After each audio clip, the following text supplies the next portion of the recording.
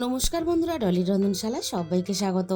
আজকে তোমাদের সাথে শেয়ার করব দারুণ টেস্টি মুখরোচক আলু ভাজা রেসিপি।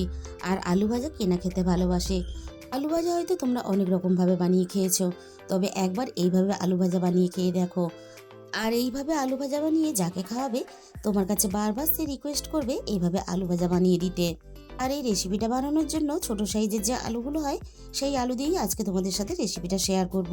আমি এখানে ছোট সাইজের আলু ব্যবহার করেছি, তোমাদের সুবিধা মতন বড় সাইজের আলু দিয়েও এই রেসিপিটা বানাতে পারো।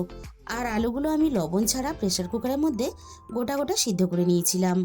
আর আলু ভাজাটা দেখতে ভালো লাগার জন্য আমি মাঝখান থেকে এইভাবে চাকা চাকা করে গোল করে কেটে নিলাম। তাহলে চলো রেসিপিটা আমি কিভাবে বানিয়েছি সেটা এবার দেখে নেওয়া যাক।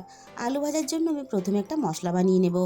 প্রথমে আমি কড়াইটা হালকা একটু গরম করে নিয়ে আমি ঝালের জন্য দিয়ে দিলাম বেশ কয়েকটা গোলমরিচ, আর সাথেই আমি দিয়ে দিলাম শুকনো লঙ্কা।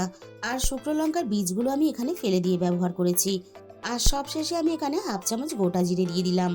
এবার আমি গ্যাসের ফ্লেমটা একেবারে লোতে রেখে সব কিছু একসাথে নাড়াচাড়া করে হালকা আঁচে ভেজে নেব। মিনিট খানেকের মতো আমি ভেজে নিয়েছি। এর থেকে আর বেশি ভাজবো না, তাহলে পুড়ে যাবে। এবার আমি কড়াই থেকে নামিয়ে নেব। এবারে আমি আলু ভাজার জন্য কড়াইয়ের মধ্যে প্রয়োজন মতো সর্ষের তেল দিয়ে দিলাম। আর সর্ষের তেলেই কিন্তু আলুটা ভাজার চেষ্টা করবে। সর্ষের তেলে আলু ভাজলে তাহলে আলু ভাজার স্বাদটা অনেক বেশি ভালো হবে। তেলটা প্রথমে খুব ভালোভাবে গরম করে নিয়ে এবার আমি কেটে রাখা আলুগুলো ভাজার জন্য তেলের মধ্যে দিয়ে দিলাম। এবারে আমি আলুর মধ্যে দিয়ে দেব প্রয়োজন মতো হলুদের গুঁড়ো।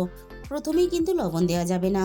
প্রথমেই যদি হলুদের সাথে লবণটা দিয়ে দেওয়া হয় তাহলে আলুগুলো কড়াইয়ের মধ্যে বসে যাবে, আর কড়াইয়ের মধ্যে বসে গেলে আলুগুলো ভেঙে যেতে পারে। এবার আমি গ্যাসের ফ্লেমটা মিডিয়াম টু লোতে রেখে আলুগুলোকে নাড়াচাড়া করে হালকা একটু লালচে করে ভেজে নেব।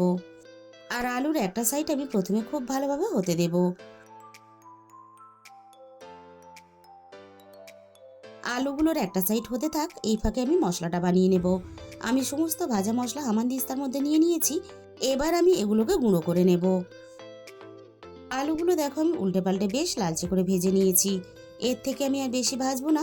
এবার আমি আলুর মধ্যে স্বাদ মতো লবণটা দিয়ে দেব। আর লবণের সাথেই আমি হাফ চামচের মতো দিয়ে দিলাম রসুন বাটা। এবারে আমি রসুন আর লবণ দিয়ে আলুটাকে নাড়াচাড়া করে মিনিট 3-4 মতো আরও একটু ভেজে নেব, রসুনের কাঁচা গন্ধটা চলে যাওয়া পর্যন্ত।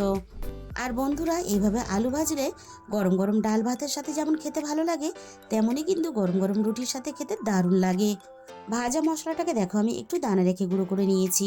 এবার আমি ভাজা মশলাটাকে আলুর মধ্যে দিয়ে দিলাম। এবার আমি এখানে দিয়ে দেব অল্প একটু কাঁচা লঙ্কা কুচি।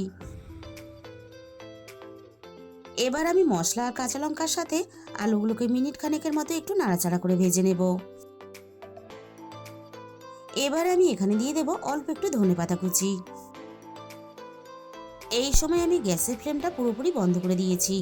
এবার আমি ধনেপাতাটা নাড়াচাড়া করে আলু ভাজার সাথে খুব ভালোভাবে মিশিয়ে দেব। আলু ভাজাটা কিন্তু আমাদের পুরোপুরি রেডি হয়ে গেছে। এবারে আমি একটা প্লেটের মধ্যে পরিবেশন করে তোমাদের দেখিয়ে দেব। বন্ধুরা, একদিন হলেও তোমরা এইভাবে অবশ্যই বাড়িতে আলু ভাজা বানিয়ে খেয়ে দেখো। এতটা টেস্টি হয় তোমাদের কিন্তু আমি বলে বোঝাতে পারবো না। এইভাবে আলু ভাজলে বাড়ির ছোট থেকে বড় সবাই খুশি হবে। তাহলে বন্ধুরা, আজকের রেসিপিটা ভালো লাগলে ভিডিওতে একটা লাইক করে দিও, আর নিজেদের বন্ধুদের মধ্যে শেয়ার করে দিও। আর কমেন্টের মাধ্যমে জানিও তোমাদের কেমন লাগলো। আর যে সমস্ত নতুন বন্ধুরা এখনো পর্যন্ত আমার চ্যানেলটাকে সাবস্ক্রাইব করনি, এরকম নতুন নতুন ঘরোয়া রেসিপি পেতে আমার চ্যানেলটাকে সাবস্ক্রাইব করে আমার পাশে থাকার অনুরোধ রইল। আর তার সাথে সাথে পাশে থাকা বেল আইকনটা ক্লিক করে অল করে দিও। তাহলে আমি যখনই কোনো নতুন রেসিপি আপলোড করব সবার আগে তোমার কাছে পৌঁছে যাবে। আর তোমাদের মূল্যবান সময় দিয়ে আমার এই রেসিপিটা এতক্ষণ সময় ধরে দেখার জন্য তোমাদের সবাইকে অসংখ্য ধন্যবাদ। আজকে তাহলে এই পর্যন্ত।